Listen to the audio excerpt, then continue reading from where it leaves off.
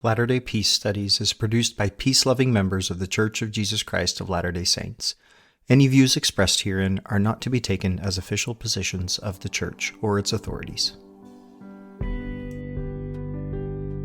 Latter-day Peace Studies presents Come Follow Me. I'm Christopher Hurtado. And I'm Ben Peterson. Thank you for joining us as we discuss this week's reading of Come Follow Me as outlined by the Church of Jesus Christ of Latter-day Saints.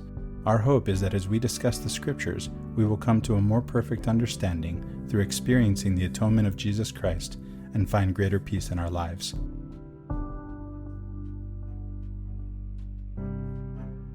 All right, welcome back, everybody, for another podcast of the Latter-day Peace Studies Come Follow Me.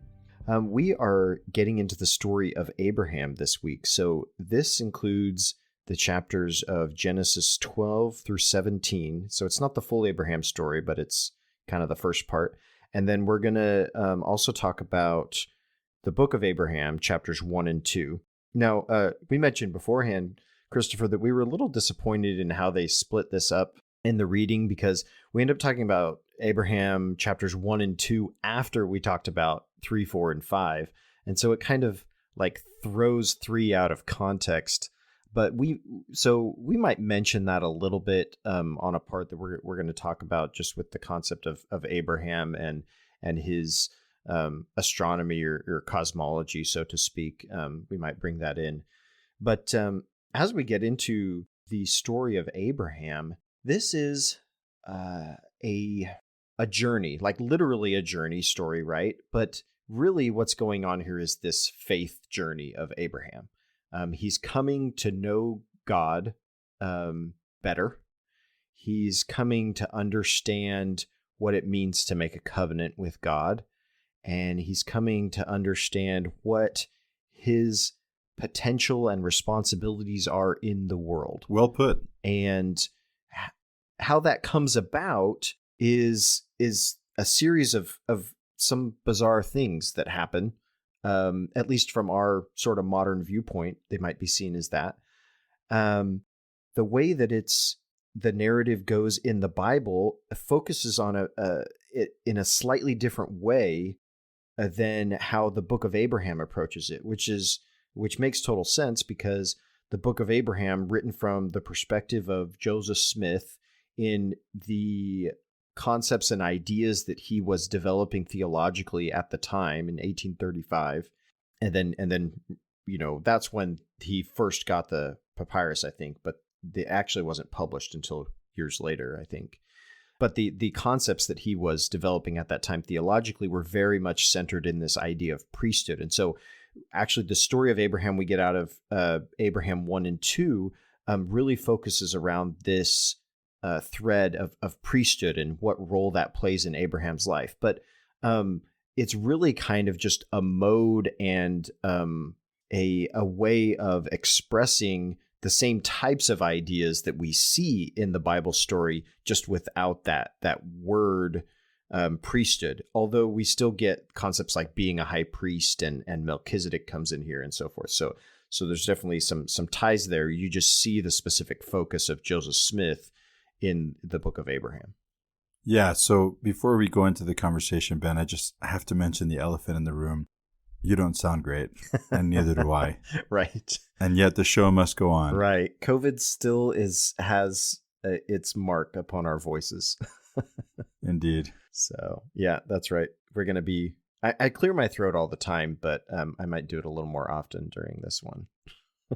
Same here. So... one of the most obvious things when we start this story of Abraham, at least coming at it from the Bible, is to notice that his name isn't Abraham yet, right? It's Abram.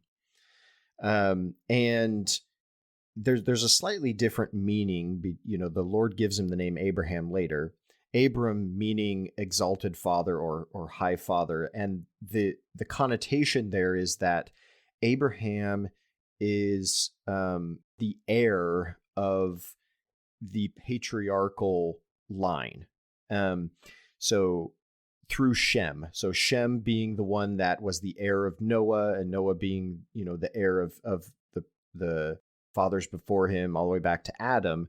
So Abraham sees himself as this successor, this heir of this patriarchal order that we might how we might see that, but it's really expressed this way in the Bible as well. And so his name reflects his respect for his genealogy, his lineage, who he sees himself as. This comes out in the mode and manner and terminology in the book of Abraham as the concept of priesthood. So that's constantly referred back to. But Abram, or then later Abraham, still sees himself as the inheritor of this tradition.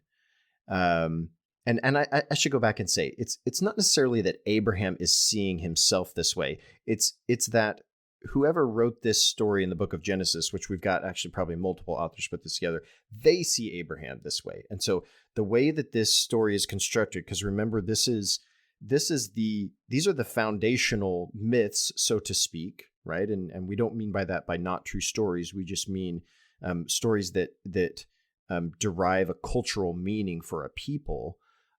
These are the foundational myths of the Israelite people, of the Hebrew people. And so for them to think of Abraham in this way as the inheritor of this tradition makes, a lot of sense when you are crafting a story about how all of this comes about.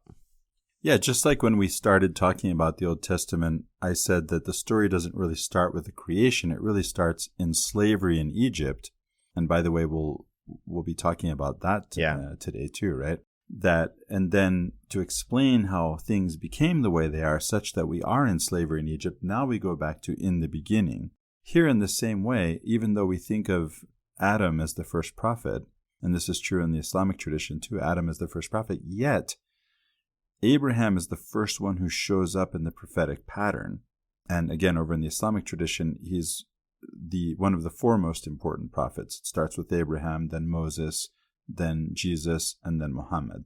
Yeah. And he's a friend of God. Christopher, why don't you talk for just a second about why in this context would you bring up, I mean, you're an Islamic scholar, but why do you think in particular we want to bring up the Islamic tradition or commentary or addition that we might be able to contribute to this?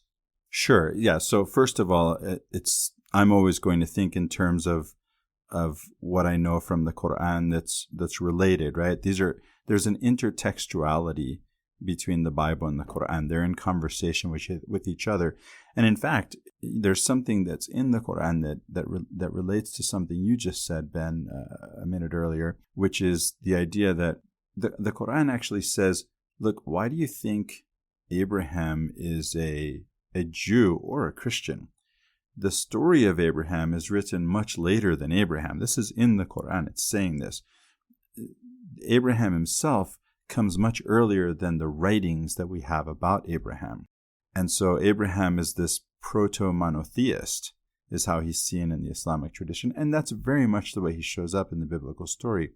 A second reason is, as mentioned in last week's episode, the church has recently put out a pamphlet on Islam because, as Elders Bednar and Gong mentioned at a recent conference on Islam at BYU, when they announced the pamphlet was coming, it is important that Latter-day Saints get to know Muslims and understand Islam. A third reason is because the account in the Quran looks to me a lot closer to the account in the Pearl of Great Price than it does to the Bible. So we have the biblical story, and that's most familiar in all three Abrahamic religions, right? So you have that Abraham is the father of Judaism, Christianity, and Islam, to mention them in chronological order. And yet the narratives that we have that come from, that are, let's say, extra canonical to us as Latter-day Saints, such as that of the Quran, and then of course it's not extra canonical for us as Latter-day Saints, but also again the similarities that I see with the Pearl of Great Price narrative on Abraham. And there's also hinted at least in the Quran, it's hinted at that we should understand the intertextuality again between these narratives, at least the Quranic one in this case, and the Apocalypse of Abraham, which is another extra canonical text having to do with Abraham, because Abraham is given as an example both alongside Lot and Noah in the same way that the Bible uses Lot and Noah as examples of cases in which God has protected someone while those around him were not necessarily protected. Abraham shows up in the same way in the Quran. They're all three mentioned in that way. And this seems strange if you only have the biblical account of Abraham, because there is no story like the stories of Lot and Noah, like there is for Abraham, I mean. Whereas in the Apocalypse of Abraham, there is. And so again, we can see intertextuality between the Bible, the Quran, and other texts such as the extra-canonical Apocalypse of Abraham. You know, you mentioned something, Christopher, that made me think. So there's this motif of God protecting someone while others around them are not, right? And this actually shows up again for Moses, right? Because the Pharaoh kills all the kids and Moses is saved by putting him in the thing. And then this shows up for Jesus, right? You know, they go into Egypt and all the kids are killed. So that's a returning motif. And, you know, in the LDS tradition, but also in the broader Christian tradition, if we take like the Christian hermeneutic here, we could say, oh, well, these are all types of Christ, right? These are all foreshadowing the archetype of Christ, where there is some protection while all the others, you know, around destroyed, which is actually an inversion of the broader Christian narrative, because what it is Christ is the one who's not protected so that all others would be saved, right? That's interesting, yeah. Very, very interesting, you know, inversion of that idea. So the beginning of this story of Abraham is that he's somewhere that doesn't belong, right? Which is odd, because he does belong there. It's his father's house, right? If you belong anywhere, you belong in your father's house, right? But Abraham doesn't belong there, or Abram doesn't belong there. And it doesn't tell us exactly a lot about it in the Bible. You know, we don't get exactly why God tells Abram to leave. The story in the Pearl of Great Price that we get is that Abraham's father is a pagan and he's violent and he's, you know, it's not a safe place for Abraham to be, you know, physically. So, and that's one of the parallels with the Quran, is that the Quran tells us that the reason Abraham leaves his father is because his father is a polytheist, and Abraham, as the story of Abraham goes, as the narrative goes, is a proto-monotheist. Yeah. So here in the Bible story, though, we have God telling Abraham to leave, right? To leave his country, his kindred, and his father's house, to go out into the wilderness, so to speak, right? This is the call to adventure. This is the hero's journey call to adventure.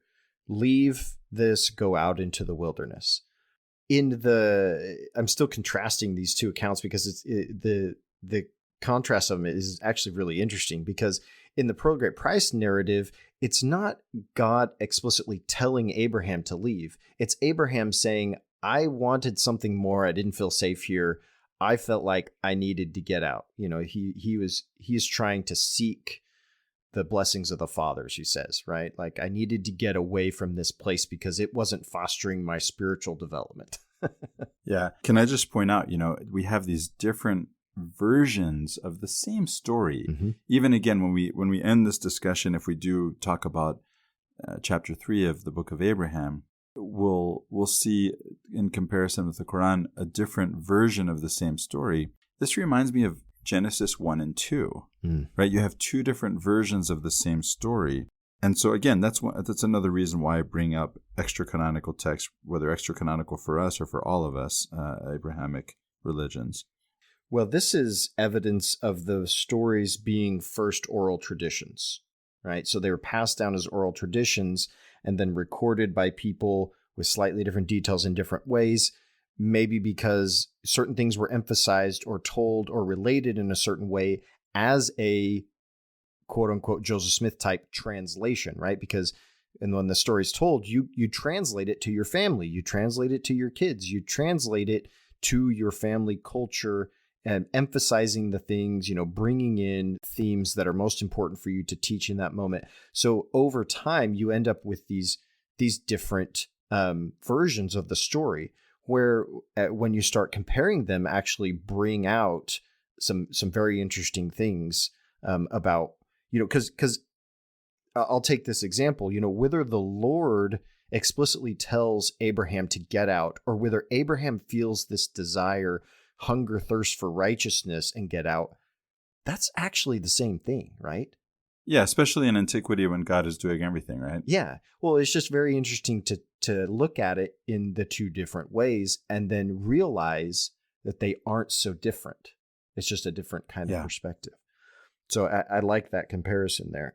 The whole arc of the story of Abraham here, it's been pointed out, has a chiasmic structure.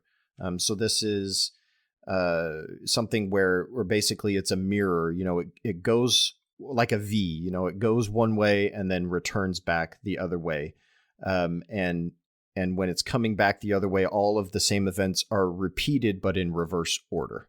And so this is an interesting observation. People have written books about this. There's a whole book about the chiasmic structure of the Abraham story going in this pattern.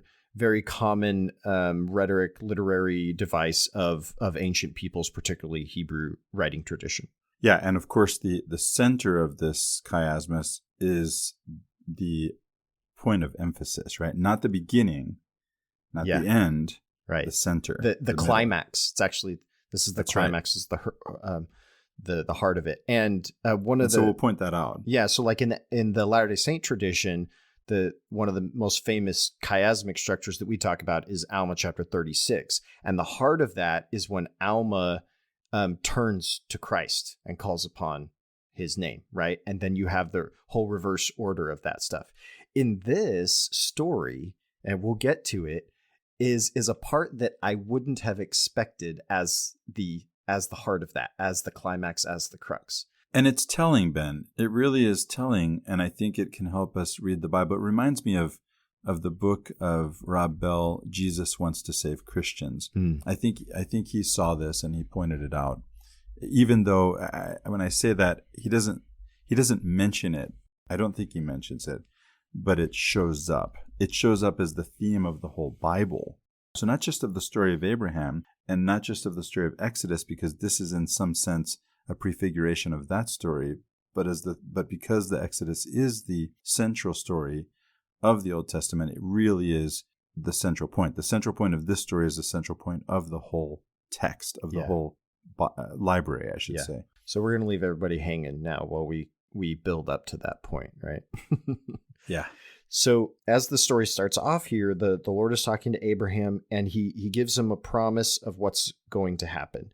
And I'm reading from the NRSV to discuss this because there was some good commentary on it, and the translation really spoke to me a little bit better this time than the King James version of this story did. So can you say why, Ben? It's probably the word choice in translation. Because it's a more modern translation, a lot of the things that it says, I'm like, oh, like that word just is a more modern, it's not archaic use of a word.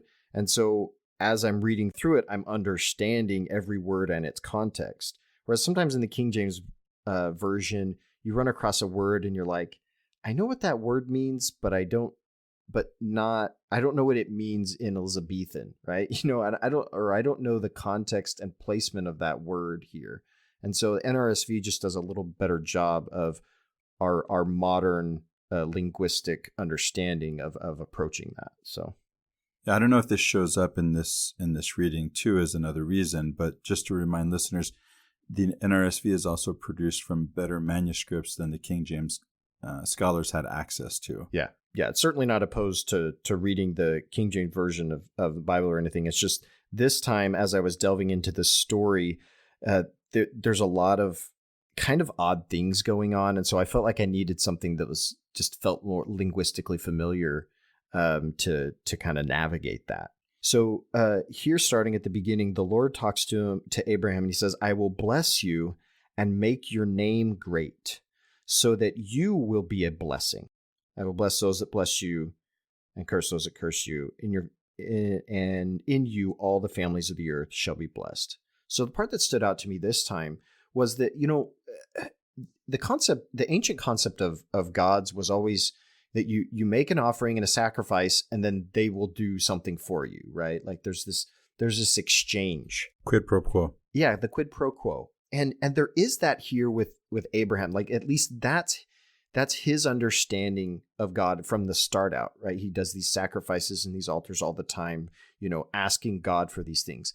But God offers something here that's like a level up, right? And it's not just, I'm going to bless you, Abraham, but I'm going to make you a blessing to other people. And not just other people, but everyone, right? And so like the Lord's saying, okay, not only going to bless you, Abraham, but I'm going to give you responsibilities.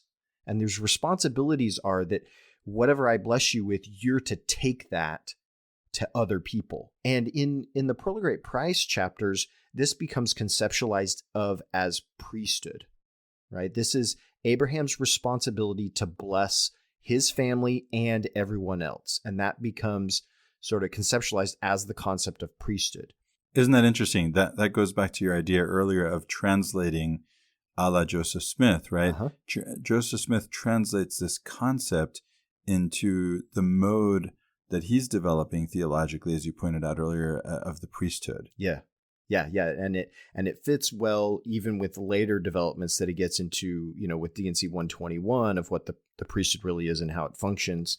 Fits also with our discussion a couple of weeks ago about in the book of Moses, where it talks about the priesthood being the idea that you teach your children true principles and you teach them in that righteous way, right? And so this is right. You're passing on not just the blessings, but also the responsibility to bless others, right?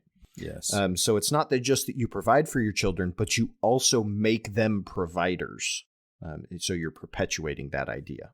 That's a really good point. Then Abraham goes on his journey, and as he's moving through, he's constantly building altars, right, and making sacrifices to the Lord. This goes back to, the previous person in the Bible to build an altar was Noah, and so Abraham is following in that tradition. Again, he sees himself as the heir of the patriarchal order of Noah, and so he's building these altars and making sacrifices to the Lord, or in invoking the name of the Lord. And once again, Ben, we see that even though we think of Adam as the first prophet, and we think of Adam as the first one to build an altar and offer sacrifices, as we pointed out last week, in the Bible, the first mention of the building of an altar is Noah. Yeah. And so here we are again in this prophetic pattern that we project backwards, and yet this is again, Abraham's the first one really showing up in this prophetic pattern.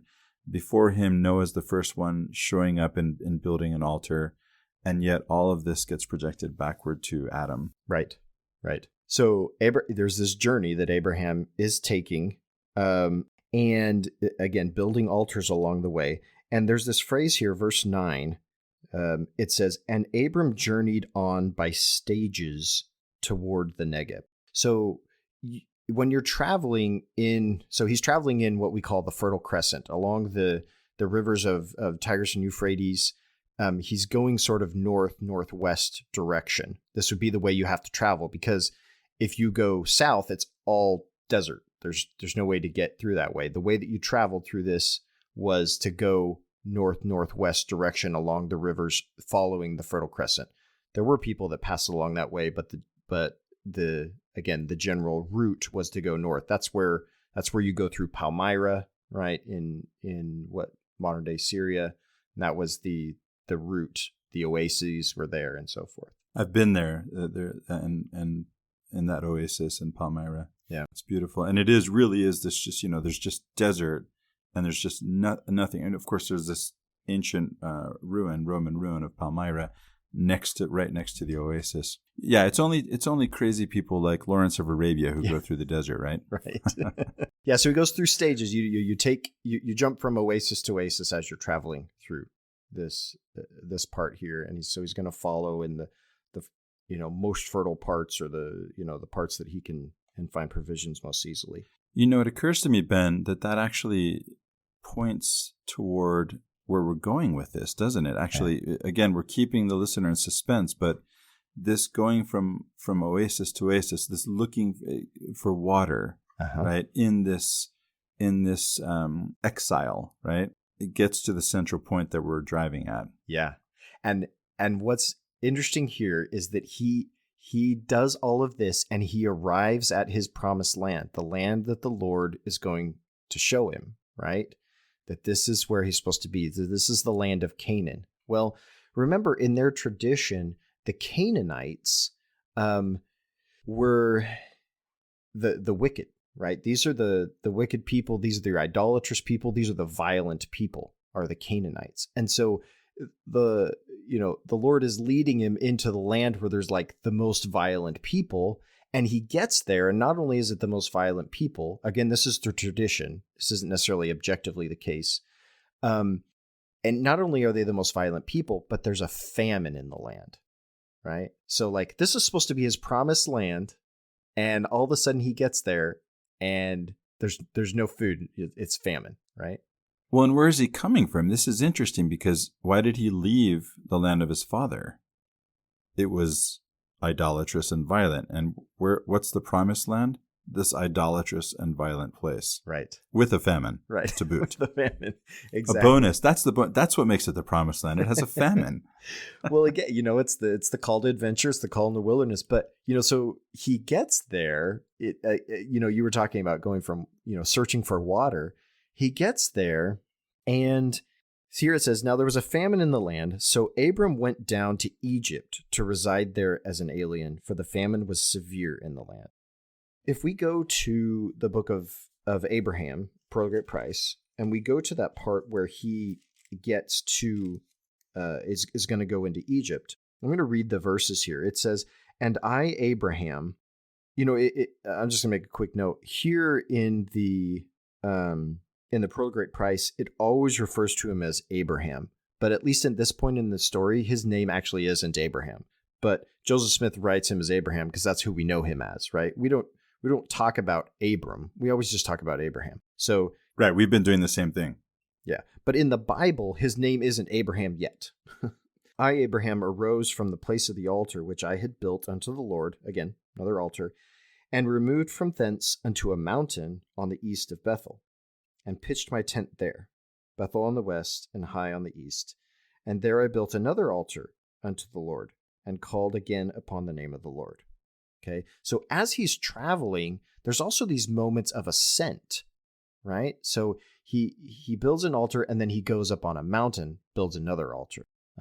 So he's raising his ideal, his goal, so to speak. Goal is probably not the right word, but this ideal that he's striving towards is metaphorically being raised all the time, going up on the mountain, trying to get closer to God. And oh, well, my sacrifice didn't work here, so maybe if I go up on a mountain, it'll work better. I'll be closer to God. And he ultimately reaches that vision in chapter 3. Exactly. Yeah, this is precursor to that vision. Which is why we have to end there, even though we've already covered it. But there's a descent, though, because what happens is he does that. It says, called upon the name of the Lord. And I, Abraham, journeyed, going on still towards the south. So now he's going down into the land of Canaan, right? And there was a continuation of a famine in the land. And I, Abraham, concluded to go down into Egypt to sojourn there, for the famine became very grievous. So Ben, to be clear, you're saying that the descent precedes the ascent, right? In the pattern that we've seen before, right? Well, it's actually kind of yes. Well, and ascents precede descents, so it's actually there's up and down going here all the time. Okay, so you're not saying that there's a katabasis, a going down before the going up necessarily. There is. Okay. I didn't talk about that part yet. I will have to go back to that just because I'm following kind of the Bible narrative and then pulling in the Pearl of Great Price ones, but we'll have to go back to that part where he actually, his lowest low, right? Right, that's what I'm getting at. Yeah. That there usually is a descent before the ascent. Correct, yeah. The katabasis precedes the anabasis, but we don't get that in the text in this order, but we can still bring that in. Yeah. Yeah. Yeah, well, I'll bring it in a bit because it's in chapter 1 of Abraham. You just don't really see it in exactly the same way in the Bible narrative. So what's interesting to me though about this part here is that again, God has told him, "I'm going to bring you into Canaan. This is going to be your promised land." And he gets there and decides this isn't good enough. I'm just going to go to Egypt, right? God doesn't tell him to go to Egypt, but he goes to Egypt. And God's like, okay, you weren't quite ready for that, so you're into Egypt. This is all foreshadowing the children of Israel. The Exodus story. Yeah, going into Egypt because of a famine, right? So this is exactly the story of Joseph going into Egypt and then him bringing all his brothers and then them being in Egypt for what the scriptures say, 400 years because of the famine. That's why they went there to begin with. So Abraham goes down into Egypt and then comes back out of Egypt in a very foreshadowing way, right? So we have this thing going on with Sarah and the Pharaoh, and there's some odd things going on there. Abraham in the Bible story seems to be lying about Sarah being his sister, but then later we find out, well, she is his half sister. And it's something that he just decides to do in the Bible account, but in the Pearl of Great Price account, the Lord tells him to do it, right? And either way you cut it, he makes what he says, whether of his own volition or whether at the Lord's instruction, makes his wife available to be a wife to Pharaoh. Yeah. And when Pharaoh finds out about it, he doesn't think that Abraham should have lied. He doesn't get the joke. Right. And he says, just take your wife back and go away. And he gives him lots of gifts too, including, at least in the Islamic tradition, Hajar. Hagar becomes, she's a daughter of the Pharaoh, isn't she? Well, she's a princess of some sort, but I don't remember whether it says she's daughter of Pharaoh. Like she's royal. That's right. She's an Egyptian princess and the gift of Pharaoh to Abraham, among many gifts that he gives to Abraham. Yeah. But again, what's interesting about this is that he going into Egypt, again, it's this all this foreshadowing of the Exodus story. And so you could take it from one side and say, well, this actually happened to Abraham. And how it actually happened to Abraham isn't clear, but we could definitely say that one of the possibilities is that, again, when this story was written down, one of the ways to legitimize the Exodus story was to couch it in this foreshadowing prototype or archetype of the Exodus narrative, saying, look, this is what happened to Abraham. It's also happening to us as a people. And so that's kind of how you legitimize that. And there are multiple senses, Ben, in which we can see the story of Abraham as prototypical for all of us in many different ways. Yes. And this is I think this is the Jungian interpretation, right? Is that Abraham, the story of Abraham, is a story of us answering a higher call, right? And progressing as a people, as individuals and as people. Yeah. In broad strokes. Yeah. Well, like it says in here that Abraham journeyed on by stages, like from one place to another. Right. As we do in our lives. You mentioned the hero's journey. The hero's journey really is the story of our lives. We're the hero. And in every case, we're each a hero, and we're each go through those stages. And by the way, we're referring to the work of Joseph Campbell, right? The monomyth, he called it. With 1,000 faces, yeah. That's the book in which it was detailed. There is a book which is actually a biography of Joseph Campbell called The Hero's Journey. So really, if you're looking to read about the hero's journey, you read The Hero with 1,000 Faces. Yeah. The story of Abraham, we're going to rewind a little bit here because in the book of Abraham, we get the story of actually what happens before he goes on this journey. And one of the things that happens is that he gets taken by these pagan priests, these polytheistic priests, and offered as a sacrifice, or he's about to be offered as a sacrifice. So they put him on the altar, and they're going to kill him and offer him as a sacrifice. And here we get verse 15. And as they lifted up their hands upon me, that they might offer me up and take away my life, behold, I lifted up my voice unto the Lord my God, and the Lord hearkened and heard, and filled me with the vision of the Almighty. And the angel of his presence stood by me, and immediately unloosed my bands. And his voice was unto me, Abraham, Abraham, behold, my name is Jehovah, and I have heard thee, and have come down to deliver thee, to take thee away from thy father's house, and from all thy kinsfolk, into a strange land which thou knowest not of. Okay, so when we talked about this motif of the vision of Satan and then the ascension to the theophany, well, is there a word for, there's theophany. Is there a word for vision of Satan? I don't know. Well, it's coming. It's certainly coming to terms with our own shadow, right? Yeah. But you're talking about a katabasis for sure, right? Yeah. This is a descent, and it's always preceding the ascent, just as in in the entire Divine Comedy, or in particular in Canto 2 of the Inferno. We see it in the Odyssey in Book 11, in the Aeneid, Book 6, in the story of Isis and Osiris, Isis and Osiris, over and over Horus, in ancient texts. Yeah. Yeah. So there's the descent here, and we've identified it multiple times in our discussions in these podcasts. We saw it in 3rd Nephi. We see it in Alma 36. We see it in Moses chapter 1. We see it in Moses chapter 7, where Enoch has the vision of Satan, and then the vision of God. And so this is returning. And I hadn't until this time identified this as Abraham's equivalent Katabasis. moment. Yeah. Yeah, and another example is the first vision. Yes, exactly. Yeah, there's another one. So this is Abraham's, encounter with a threat on his life by a power of another god, right? And we can call this satanic encounter moment, so to speak, for Abraham. And I think it fits the pattern, at least here, even if the particular mechanics aren't exactly the same.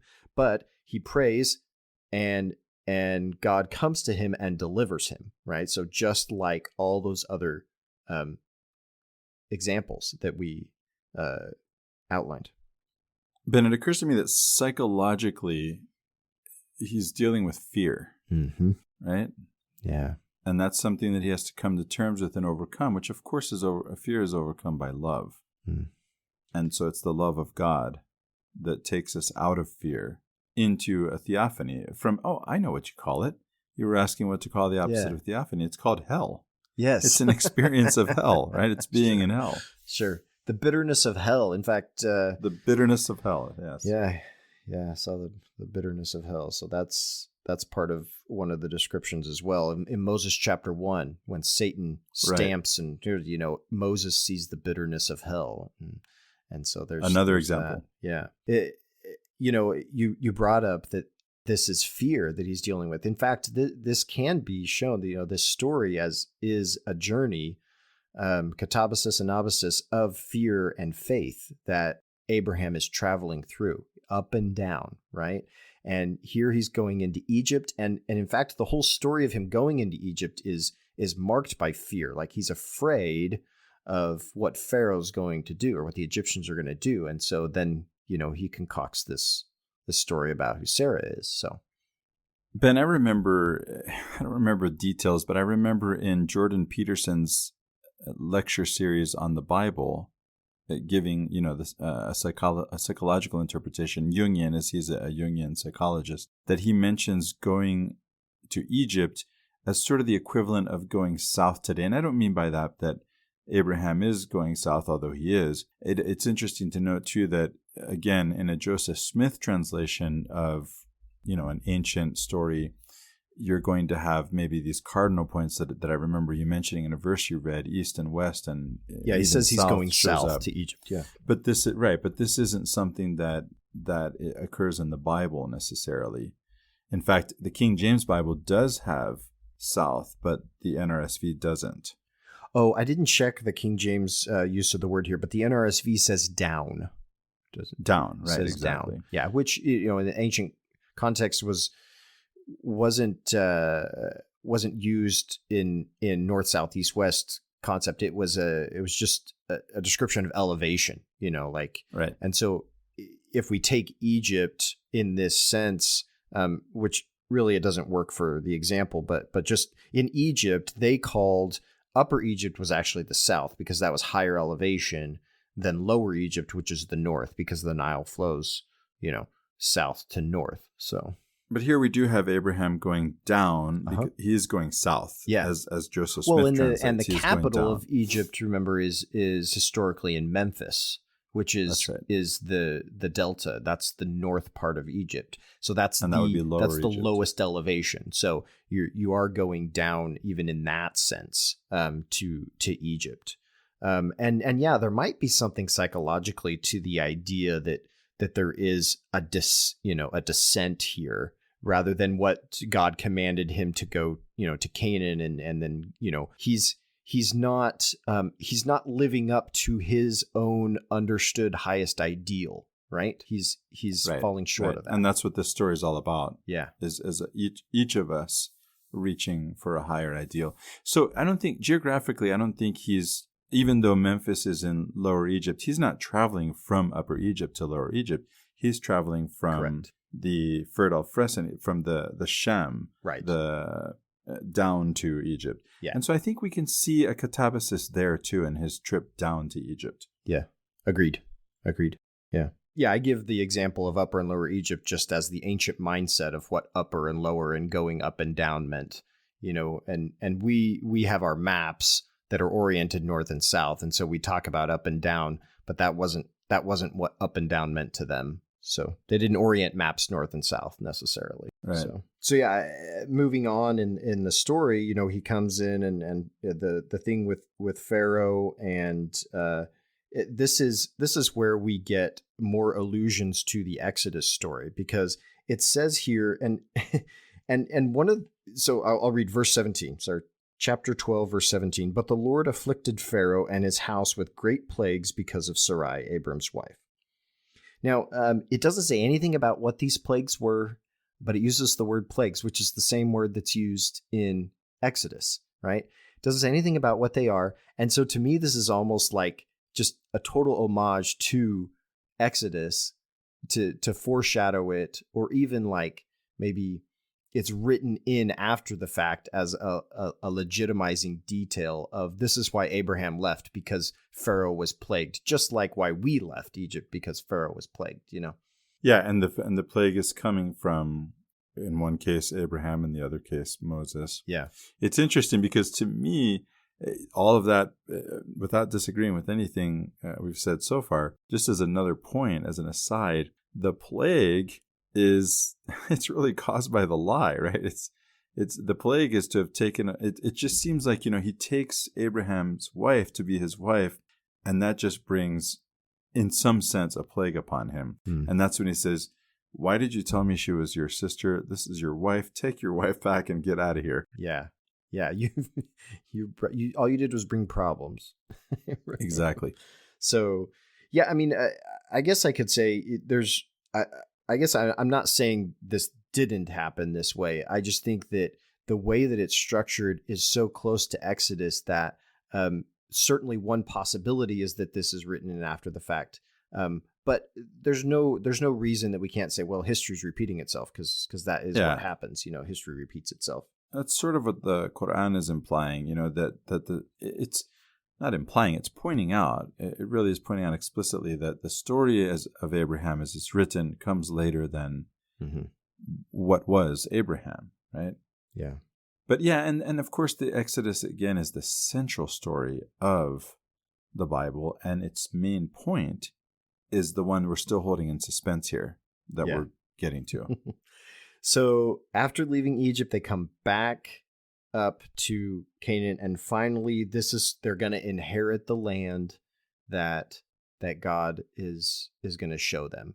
And he's there with Lot, right? We know this story, and they're all in one place. They feel like, hey, we can't really spread out and do our nomadic thing here together. So we need to kind of designate some different parts of the land for each of us. So he lets Lot choose. Lot chooses what to him seems like the more watered, fertile part. In fact, here's an allusion to the garden here, because it talks about well-watered, which is what Eden means. And so Lot chooses what appears to be the more fertile, productive, the better land, right? What appears Edenic. Yeah. And Abraham is content with choosing what is apparently the lesser land or the worst land, because he prioritizes peace and minimizing the contention. And this is where there's this interesting idea here out of the book of Abraham, that one of his aspirations was to become a prince of peace. Right? That was one of the things that one of these ideals that he aspired to was to be a prince of peace, which at the time in this ancient mindset, that was not at all a common aspiration, right? Like the aspiration was you become a king and you conquer the most people and you chop the most heads off. And that's how that's greatness. That's the top of the totem pole, right? You're the best if you can do that. Well, that's what makes you a prince, period. Yeah, exactly. That's the defining characteristic. So for Abraham to aspire to being a prince of peace and then even actually play it out in saying, I'll take the worst land to reduce that contention, it's not a sign of weakness, but it is a sign of meekness, right? And so there's a lot of beatitudinal stuff going on here with Abraham as he's moving through this understanding of trust. Yeah, it makes him a Christ figure in some sense.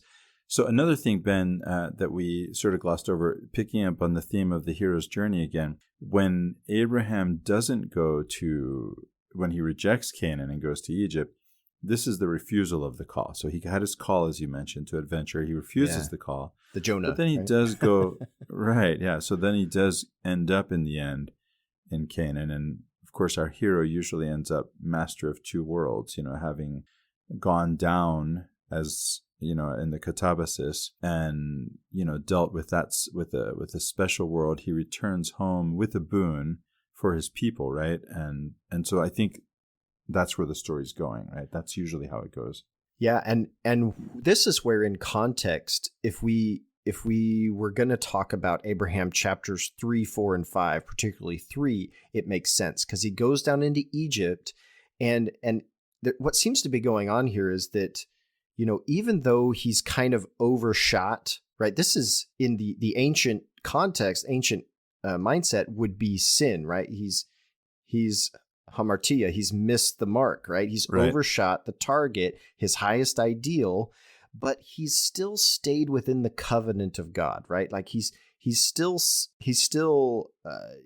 building altars or whatever, like he's still praying to God. And so then we get this chapter 3 of Abraham, which is it makes a lot more sense in this context, that he's gone down into Egypt, and then God gives him a vision and says, Abraham, you didn't get it. Let me teach you really what your potential is and your calling is. And so then he gets the whole vision, and then we get the creation narrative, right? So this is the why type of thing, him going back to explain. In fact, we go all the way back to he has this premortal vision, right? Right. And so that then Abraham, like within the context of the Pearl of Great Price, Abraham then gets it, right? Like he's had this vision, he understands, he has a greater understanding of the character of God and his purposes, what Moses would call work and glory, right? And so then he comes out of Egypt, right? Yeah, so there's the boon, right? And there's the arc of the whole story. Thank you, Ben, for putting the story back in the right order, right? And so you get the whole arc of the story. You get the boon. You get that he now is master both worlds, right? The special world and the ordinary world. And so that's the whole story. Yeah. I'm really glad you talked about chapters 3, 4, and 5 in that way. And again, we'll probably still come back to 3 and end there. Yeah. We have these battles that happen. Again, Lot has gone to the part that he thinks is better. There's a mention of him pitching his tent towards Sodom. It also mentions that Sodom, they were great sinners. And we might talk again about the word sin here, because in the ancient context, it wasn't necessarily a point of objective morality. What we're talking about here is, again, that hamartia, that missing the mark. It's the falling short of your own understood ideal, right? Like doing things you know are wrong, not some like objective cosmic morality that you are messing up on, but things that you know psychologically are wrong. And so that's what sin is. And in fact, in the Latter-day Saint tradition, we understand sin this way. Like, we don't believe in ignorant sin, right? We believe that sin is after you've understood an ideal and you depart from that. Right. Yeah. Another translation that has been given of hamartia, which I don't think is really a good translation, but I'll mention it. It's in Aristotle's Poetics, that hamartia is what's typically called the fatal flaw of the tragic hero. So again, a hero, but in this case, the tragic hero. The fatal flaw really is just a human flaw. It's human to err. Everybody has an Achilles heel. Exactly. Yeah. It's one of these mistakes we all make is really what's being called a fatal flaw. It's the same word that's being called fatal flaw. It's hamartia. Yeah. Oh, that's a good point. Like, it's the universal sin, not in the sense that there's a particular sin that's universal, but the idea that we all sin in some way. We're all falling short of the glory of God, right? Yes, indeed. But that's how in this story God comes out as merciful, right? Like, even though Abraham is falling short of this ideal, God is maintaining his covenant. God has not broken his covenant and never will. And so he's constantly showing Abraham, I won't break my covenant. I promised you these things. I'm going to live by it. You just have to keep entering into this conversation with me. Don't leave the conversation, right? Just keep the conversation going. So one of the interesting little tidbits that we're going to kind of digress on a little bit here, because it's one of those things where you read through it and you're like, I don't know what that means, and you kind of just move on, right? But there is some commentary on this, and it connects to an idea and topic that is important to Christopher particularly, but I think it's also interesting.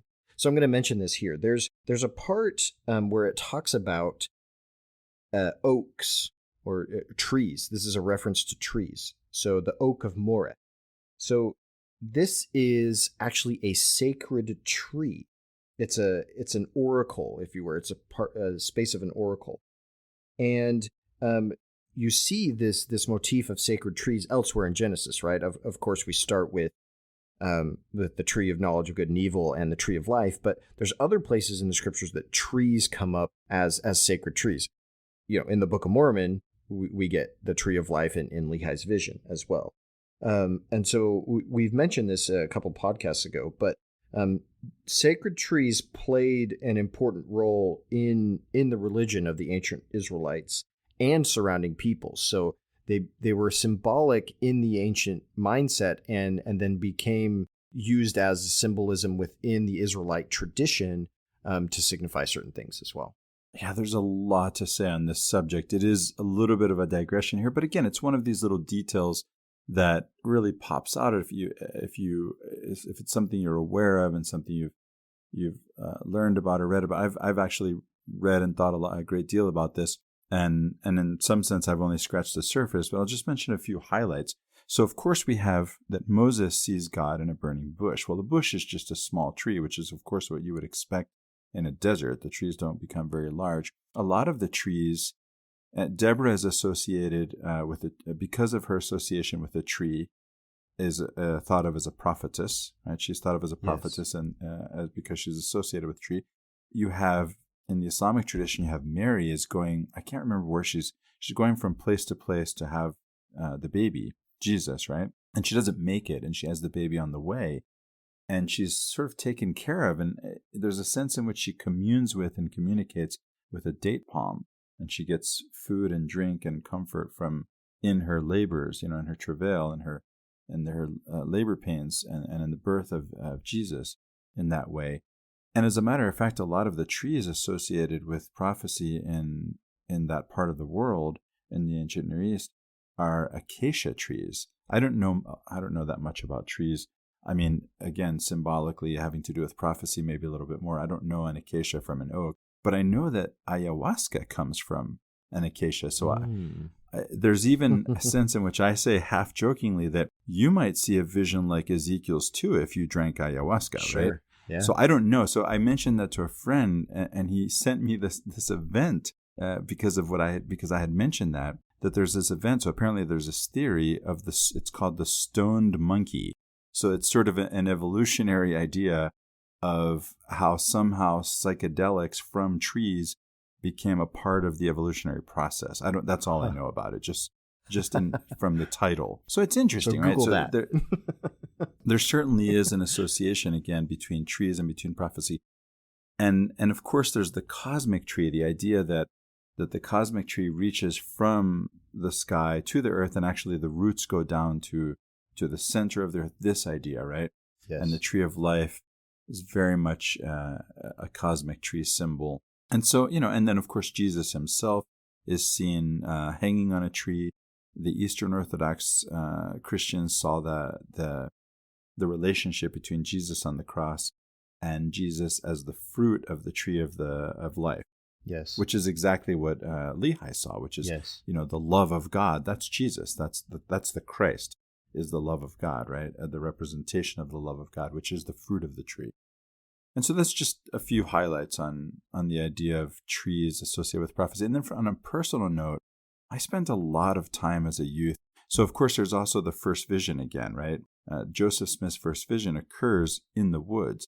And of course in pagan tradition too, right? There's so much going on, whether it's pagans, witches, I'm thinking, early Europe, there's so many different contexts in which you see this. I personally grew up between the eastern seaboard and the tropics down in Venezuela. So Maryland and Venezuela. And I spent a lot of time in the woods and in the tropical rainforest. And I've always had this sense, as a matter of fact, Joseph Smith went to the woods to pray, to be alone. I find hiking in the woods, on more than one occasion, I was brought to my knees by the presence of God among the trees. Yeah. It's just, I was brought to my knees and I had to kneel and pray. And I've always felt like that there's just this, I can feel God's presence. And of course, in nature in general, this is something Riley and I have talked a lot about on our sister podcast on Latter-day Contemplation, but especially among trees. And I've always had a sense that the trees are at least attempting to communicate with me. I don't know that I know how to speak their language, and that they communicate with each other. And that's me getting a little woo-woo. Yeah. That's okay, because that's you. It's just so real for me. It really is. It's something that I've experienced that I can't deny, that I don't fully understand. But again, there's an association between trees and prophecy. Well, we talked about last time the different levels of analysis of Scripture, and the highest being the anagogical, and I think that one of the important steps to arrive at that is having a symbolic understanding of things, and once you've sat with that and meditated on it or pondered on it or contemplated it, right, it becomes more real, so that then when you go out and experience it, there's something more mystical and substantive there to your internal experience there. And so pondering on the symbolic sense really is a way of preparing for that experience there. So as sort of a segue, if somebody wants to, understand what Chris's experience is and talk about, think about the symbolism and what it means to you. One sense, a very strong connection with trees is that of the divine feminine. Often trees is a representation of Heavenly Mother, or the concept of the divine feminine.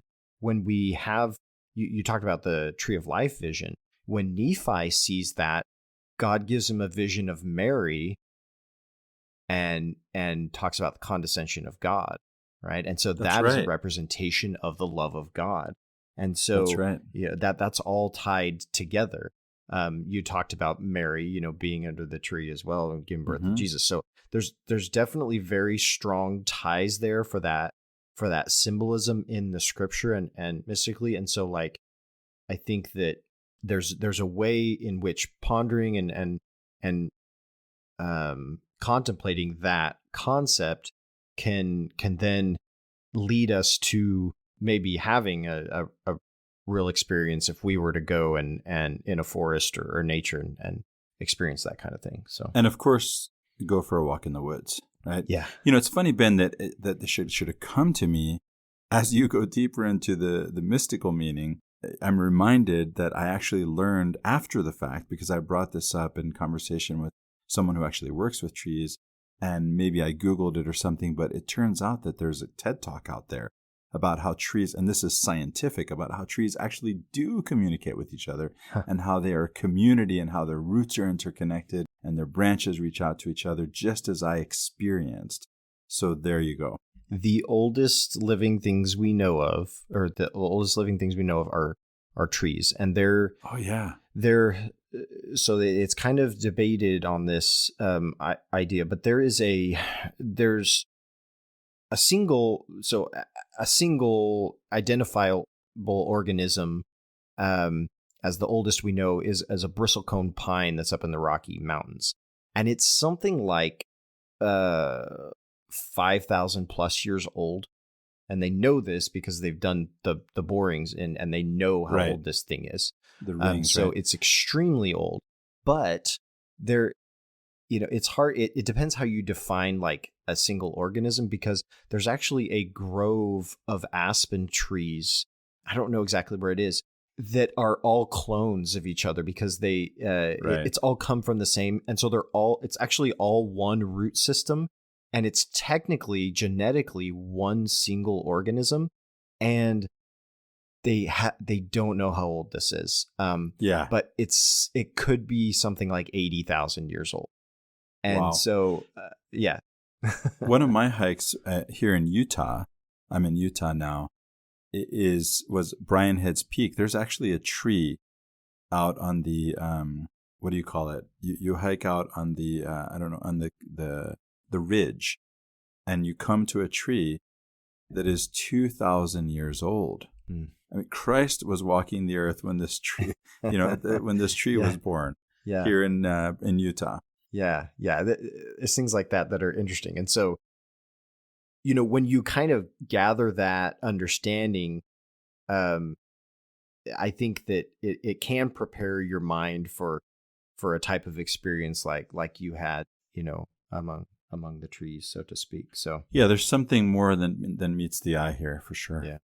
So we're going to come here to the crux of this chiasmic structure of the Abraham story. And, we're going to talk more about Abraham in the next podcast, but kind of where it meets its climax, so to speak, is the story of Hagar. And so I don't know exactly how I'm supposed to pronounce it. It's Hagar or Hagar or... I say Hajar, but that's Arabic. That's Arabic. So I think I've always heard Hagar. Hagar is common. Yeah. Ben, in my family, we always look up to people who mispronounce something because we know they learned it from reading. So we admire you for learning this from reading. I know, but in the day of Google, I could look up a pronunciation guide, right? But that's not a book. That's Google. Sure. We admire you for learning it from a book. Yeah. We have this promise from God to Abraham as part of the covenant that he's made, that he is going to give him posterity, just infinite posterity. He compares it to the stars. Who, me? Couldn't be. Yeah. Well, Abraham's already pretty old at this time. And Sarah, too. right? And so God has made him this promise previously, but, kind of in the back of his mind is he might be thinking, I don't know how this is going to happen, but, Well, somebody laughs. Who is it who laughs? Well, so then he gets a specific pronouncement from the Lord about how this is to come about. But before that, him and Sarai, her name's not Sarah yet until later. Abram and Sarai are kind of talking about this, right? And they say, well, we're too old for kids, or Sarai says, I'm too old for kids. I've never been able to have kids, so this isn't really going to work out. How are we going to get you an heir?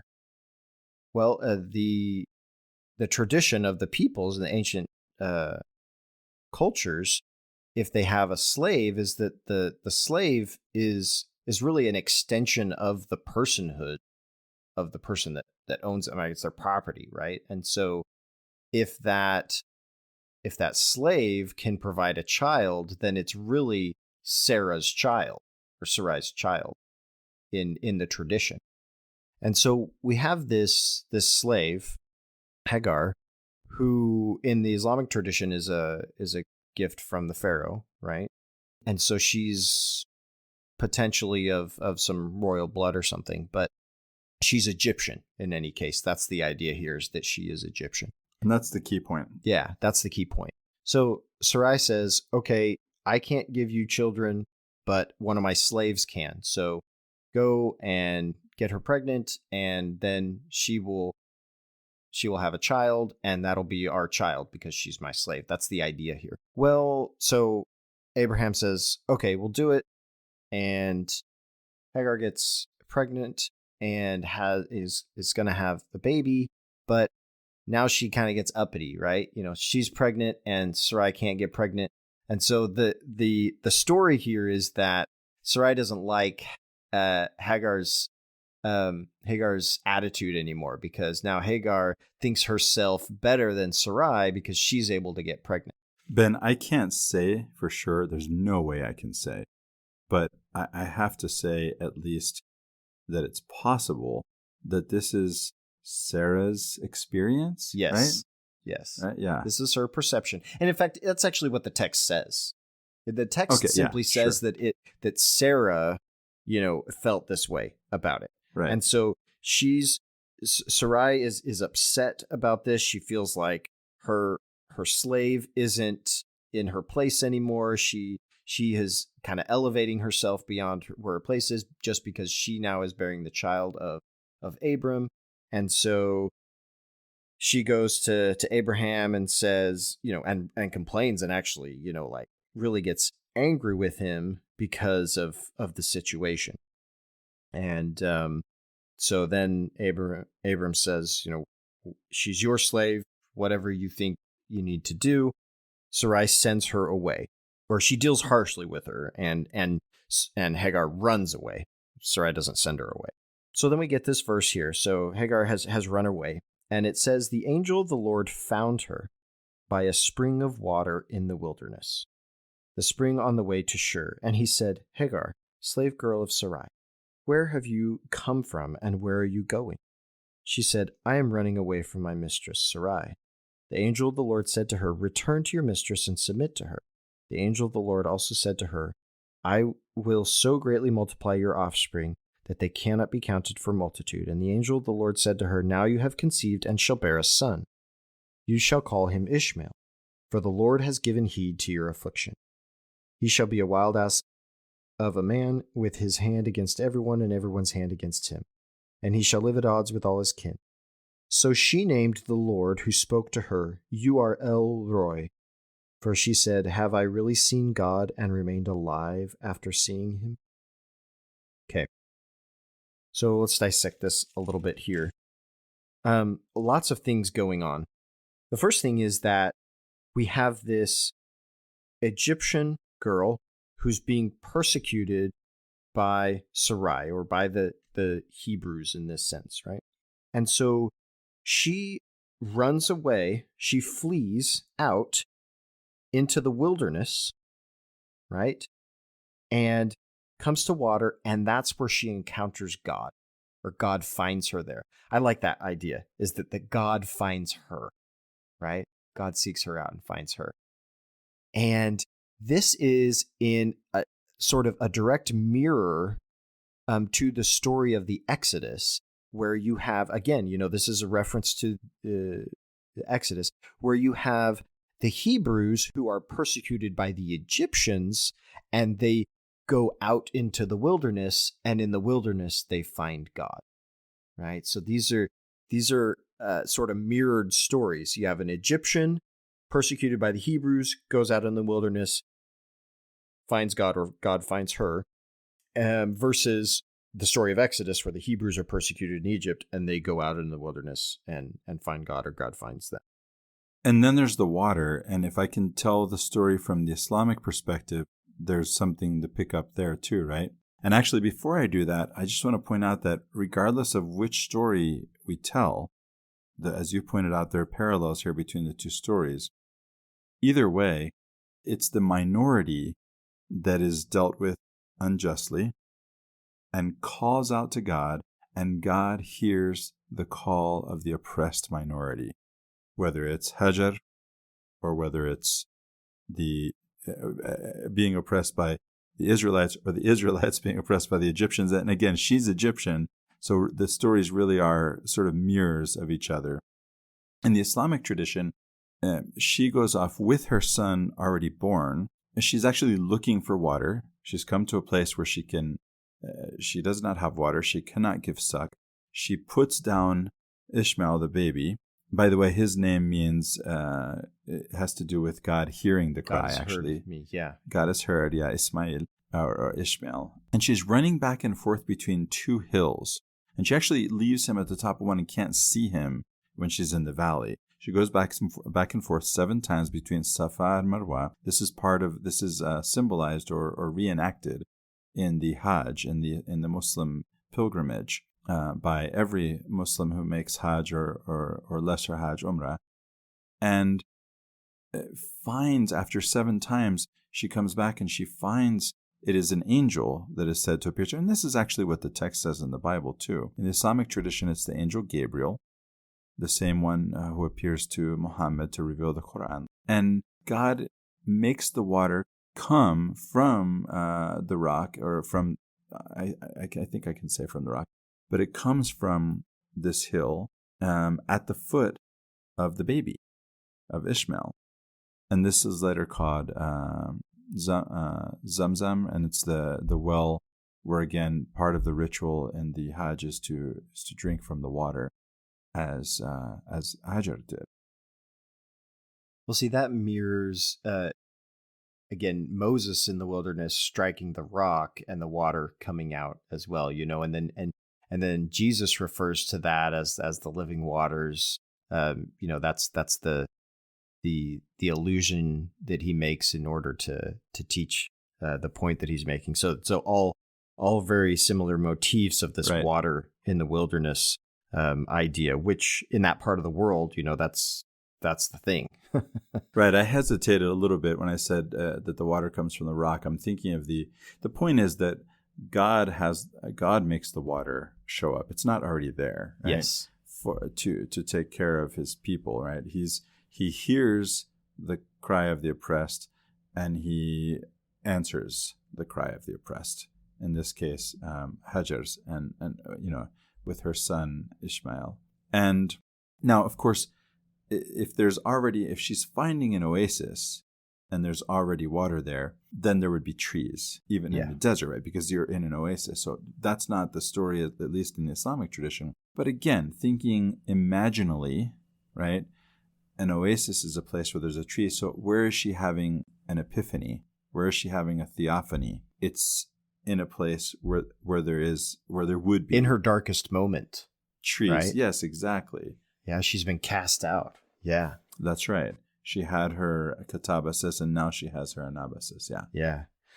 This story is so beautiful, and it's not something that I've talked about enough. I think in the scripture, it's I feel like it's glossed over too much, but there's so much here. I mean, think about think about how much is countercultural that's happening right here. So Hagar is a woman, first off, right? Like, what is a woman doing seeing God, right? This isn't a common theme in the scriptures for this to happen, be written down that happens, right? And she's a foreigner. She's other. Yes, that's the other thing. She's an Egyptian, right? And beyond that, she's a slave. Right. Right. So all of these things are just like, she's not not ostensibly part of the covenant. She's a woman and she's a slave. And yet, if I may, she's a princess. Exactly. At least, right? Well, and that's the idea here that we get at, because she's a daughter of God. She's a daughter of God. Yeah. And what I love this phrase here. She says, "You are El Roi." So there's so much in that. Okay, she names God this name, and it's what El is the name of God that they had at the time. So like, this is pre Yahweh, right? Like, they don't have the Moses gets the name of Yahweh, Jehovah, what we might say. Well, I mean, we have two different ways that God is called in the Bible, right? Elohim, Yahweh. We have the documentary hypothesis that the different authors use the different names. We get both names in the text, right? That's true. Elohim and Yahweh, yeah. But at this point, at least El, this is the name of God. That's why we have Ishmael, Israel, all these L's, Bethel, right? That's house of God. So El Roi, this is God, and then the verb is seeing. And the connotation here is that this is a God who sees, or really what's being said in context here is God sees me. Mm-hmm. So he hears. Yeah. He hears me and he sees me. Yeah. In my affliction. Yeah. So Hagar here is saying God sees me. And that's just so powerful. And she sees God. Yeah. And then to boot, right? She says, "Have I really seen God and remained alive after seeing him?" Okay, so how's that even possible? So even the NRSV commentary on this. So like in Latter-day Saint tradition, we don't really have qualms with saying people see God, right? Because this is our founding story that Joseph Smith saw God, and so we go in the scriptures and we see people seeing God all over the place. But in the ancient tradition, to see, God is something so powerful that you can't even look on him, and stay alive. This is the idea. And so for her to see God, she asked this question, she can't believe it really, have I really seen God and remained alive? So in the NRSV commentary, originally it talks about an angel of the Lord coming, but the actual grammar and words that are used connote it being God himself that is coming here, not just an angel. And now there are different traditions that say different things, but at least in this account that we have here, the subtext, the connotation is that it's God himself that comes and Hagar sees God. Of course, God tells us whether it be by his voice or by the voice of his servant, it is the same. If he sends a messenger, it's his voice. Yeah. Well, and we have accounts where an angel comes and the person that sees the angel can't really tell. I mean, so John in Revelation, he sees the angel, he thinks it's Christ and he bows. The angel says, "No, I'm just a servant," right? Like you. So there's that glory of God, that presence of God regardless, right? There's going to be the presence of God in one way or another. But again, just like explicitly in the text, that's really what is said here, is that she sees God, and she says that she does. So anyway, I just think this is such an amazing story that in our tradition, I don't think we talk about enough. And this is the crux of the chiasmic structure of the Abraham story here, because from here it turns to Abraham then having all the fulfillments of all these promises that God has given him, the inheritance of the land, the birth of his son, and so forth. So as part of that, what happens is we have this covenant that God is constantly renewing with Abraham, or kind of one-upping. Once Abraham kind of fulfills his part of that covenant or understands it in a certain way, God comes back to him and either renews it in a sense or kind of clarifies for Abraham what it really means. So he comes to Abraham and says, you're going to have posterity. And Abraham's like, well, what about Ishmael? And God's like, no, I'm going to give you another son through Sarai. And this is where Abraham does Abraham laugh, or is it just Sarai that laughs? Somebody laughs. And this is how Isaac gets his name, whereas Ishmael comes from God hears. Here we have he laughed, right? Or she laughed. Somebody laughed. Abram laughs. Yeah, he laughed. So then this is where the name comes. I don't know the Hebrew.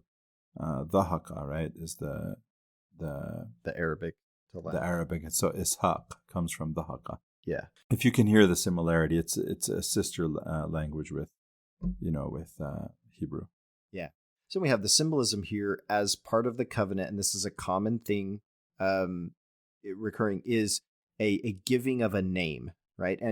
And so what God does is not just give the name, but he changes his name, both Abraham and Sarah's name. So from Abram to Abraham, which no longer is just exalted father, but father of a multitude, right? This is what the addition of this, it's not really a suffix because it's ha, but I mean, in English, it would be something like a suffix, right? That ends up meaning a multitude. So he's father of a multitude. And then Sarai, I didn't catch the meaning of Sarai, but Sarah means princess. So him giving of these names as a sign of the covenant. And of course, we're going to see moving forward the usual theme that we see in the Old Testament, where Ishmael is the first son, but he doesn't get the birthright.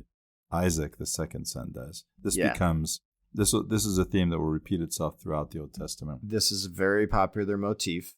Very popular motif. I mean, actually, this goes back to Adam, right? Because you have Cain and Abel. And since Abel is killed and Cain, is outcast, so to speak, then Seth is born, and Seth, meaning second, he's the one that inherits the birthright. And so this recurring thing of the second son being the one who inherits the birthright is all over the place. And it's not. Second isn't exactly correct.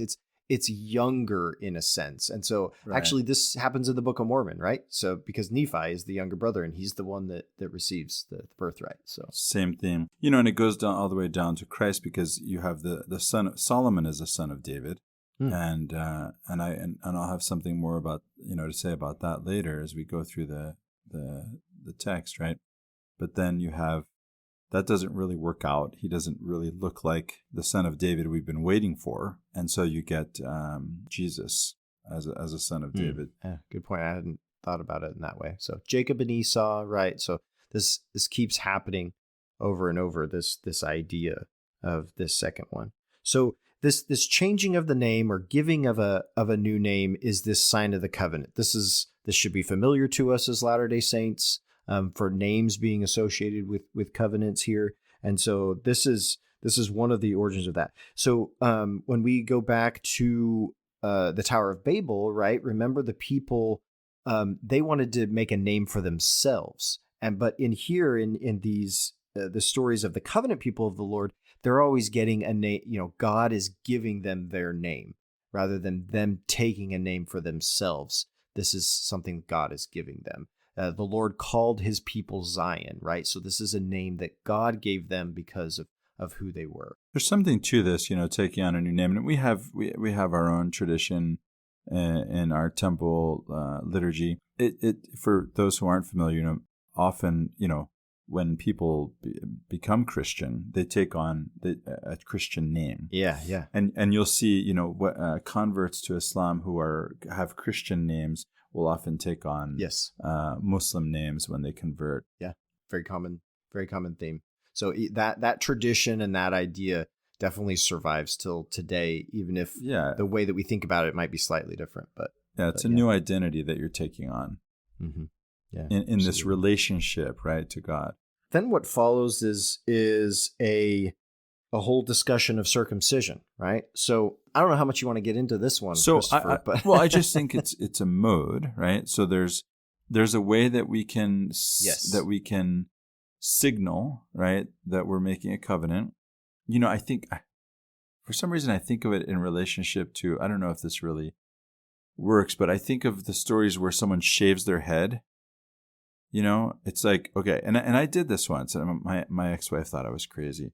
She said, "That's a crazy person haircut," and I said, "Honey, you can't say that. You're a psychologist.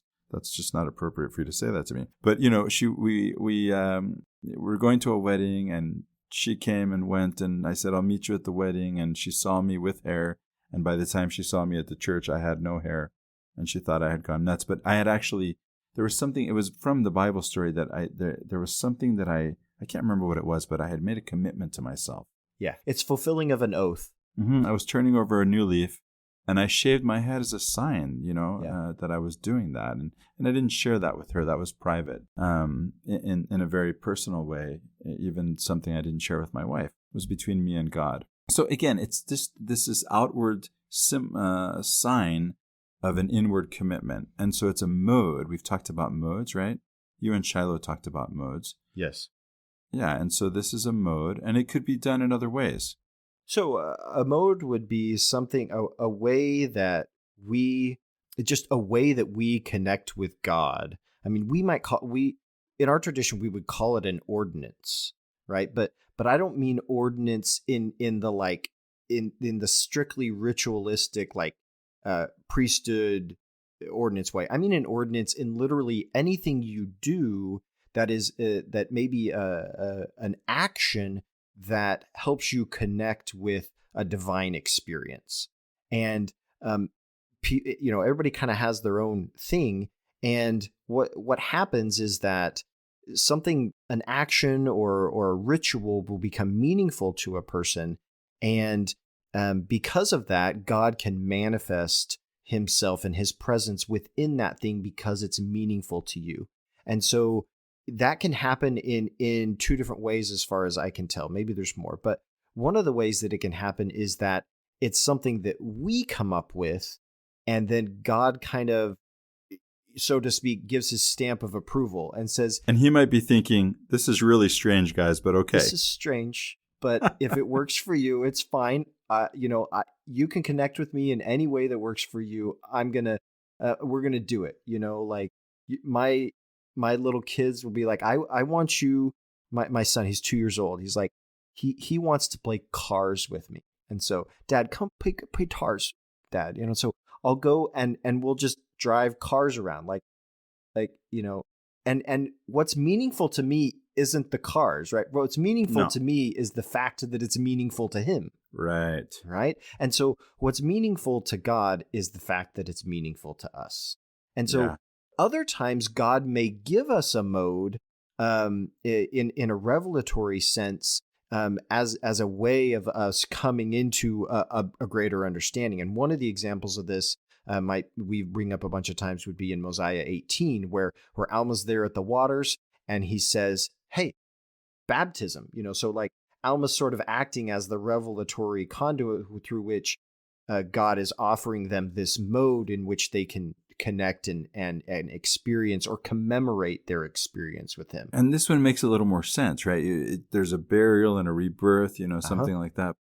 But this other, thing, it's just strange. And by the way, there's one other thing I wanted to say about this, which is we tend to, I think we like to add meaning and find meaning. And, this was avant-garde in some sense because, and it's funny that we say that because we think it's backwards when Africans do it. And it's associated with Islam when it really has nothing to do with Islam. When it's done to women, it's an African practice, it's whether among Christians cultural. or Muslims. It is, and it occurs among Christians and Muslims equally in Africa, but it doesn't occur among Muslims outside of Africa, so it has nothing to do with Islam. But we think it's backwards and barbaric, but we think it's perfectly normal to do it to boys, just not to girls. And we make up that there's some medical benefit to this, and the medical procedure is actually much more controversial than most people realize.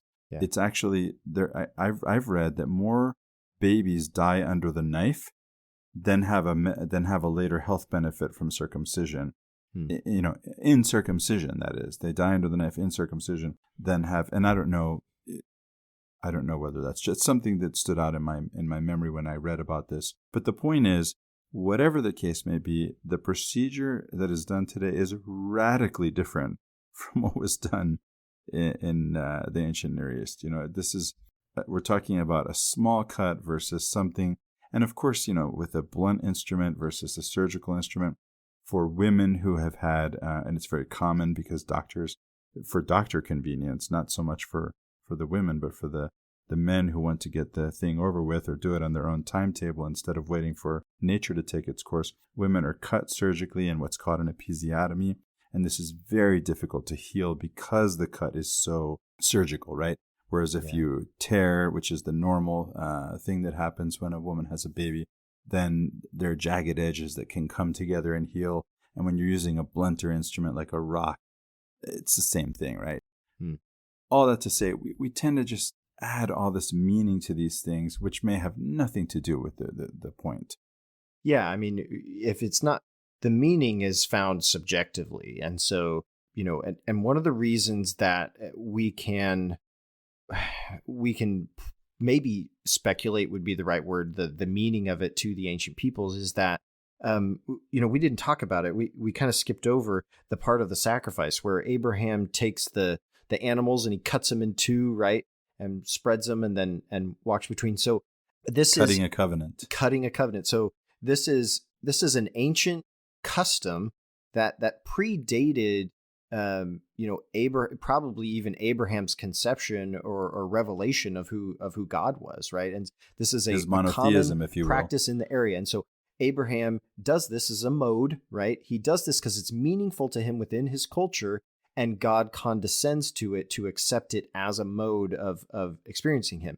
And the way that Abraham knows this is that Abraham does it, and then he waits all night until he sees a light pass through the middle of these things. And when you read this story, like to our modern mindset, like it makes no sense. It's so bizarre. But when you realize that this is actually a very common practice for people to do, it's the symbol of a covenant. In fact, when you went to another person, between people, when you went to another person and you made a deal, a handshake, so to speak, one of the things you do is you cut an animal in half and you both walk through the middle of it. And the symbolism is that if you break your promise to the other person, may you be divided in two like this animal is, right? Like, so you're promising your life on this covenant. And so Abraham does this, and he cuts it in two, so that the verb in Hebrew is to cut a covenant, not make a covenant, but to cut a covenant. Then the Lord accepts this as a mode for Abraham making, this promise. And we see this symbolic, the passing of the smoking pot and then the torch between them. And this symbolizes the Lord as walking through, as accepting this covenant of Abraham. So fast forward to circumcision, right? This is sort of the same concept, that there's this division, this cutting that is associated with the covenant, and that the Lord would accept this as a mode for them. And then in the text it says the Lord actually gave them this mode, but we know historically and archaeologically this actually existed for a time before this. This was something that was already culturally happening and being done at the time, even before Abraham. So right, just like women veiled themselves before Islam. Yeah, and veiling has nothing to do with Islam in that sense. So again, this is a pre-existing cultural practice that then gets brought into the religious experience because it's already meaningful for the people. And God says, okay, that's great. If this is how you're going to experience me, I'm going to manifest myself in this to condescend to you. God always speaks to us in our language. So that's kind of what I had to say about the concept of circumcision. And I think that is actually pretty consistent even with where Paul ends up going with it, in his letters. He doesn't speak about it in exactly those terms, but that's kind of the idea that I think he's getting after, is that, hey, this is a mode of experiencing God, and if it works for you, great. If it doesn't work for you, then Well, and I think it's really important to point out that he doesn't think that people who were not Jews, the original Christians, right, are Jews. But if somebody who's a Gentile wants to become a Christian, he doesn't have to circumcise himself. If it doesn't mean anything to him, that there's no cultural meaning to that practice to him, he's not going to experience God through doing that. Then don't do it. Exactly. It's just pain. I think that's actually the end of this reading here, Christopher. What other things do you think we need to bring up or mention? I can't think of anything else, Ben. I'm just thinking ahead to the story of Lot and Sodom and Gomorrah. Next week. Yeah, we're going to get to that next week. We'll talk about what really was going on, right? I'll just I just end by repeating the theme that I think is the central theme not only of this story, but just as it mirrors that of the Exodus, and that is the central theme of the entire Old Testament, is that God hears the call of the oppressed, and God answers that call. Mm-hmm. Yeah. Well, then we'll sign off. For Latter-day Peace Studies, I'm Ben Peterson. And I'm Christopher Hurtado. Thanks.